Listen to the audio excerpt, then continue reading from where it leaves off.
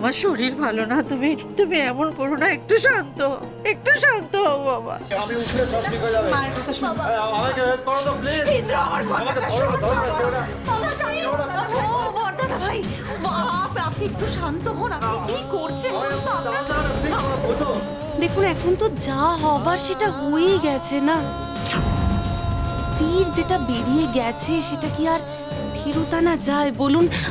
আমি তাই আপনার কাছে হাত জোর করে অনুরোধ করছি, আপনি এভাবে ব্যস্ত হবেন না, শরীরটাকে এইভাবে খারাপ করবেন না। আপনি শান্ত হন, আপনি চুপ করুন মা, আপনি একটু চুপ করুন। ওগো, আমি তোমার পায়ে পড়ি, তুমি চুপ করো, এইভাবে নিজের প্রতি করো না। যাও সব তো তোমরা যাও যাও যাও ঘর থেকে, আমার ঘর থেকে বেরিয়ে যাও তোমরা। শান্ত হও তুমি। একবার আমাকে বুঝিয়ে বলতে দাও তুমি। শ্রীমতী, তুমি এটা করতে পারলে? আমার এতদিনের শিক্ষা সব ধুলে মিশিয়ে দিলে তুমি, আমার মান সম্মান সব ধুলে মিশিয়ে দিলে।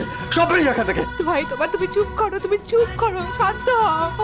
কেউ থাকবে না আমার ঘরে, কাউকে চাই না, আমার কাউকে চাই না। আচ্ছা ঠিক আছে, আমি চলে যাচ্ছি, কিন্তু তুমি আগে শান্ত হও। আমি চলে যাচ্ছি, শান্ত হও, কথা বলো না। আরে কি হচ্ছে এসব? কি হচ্ছে? চেঁচামেচি করছো কেন? কি হচ্ছে? কি দেখো রুদ্র, দেখো ইন্দ্র কেমন করছে। ইন্দ্রকে থামানো যাচ্ছে না মোটে। এসব তো হওয়ারই ছিল মা। হওয়ারই ছিল মানে এইসব হোক সেটা তুমি চাও, তাই তো? আমার চাওয়া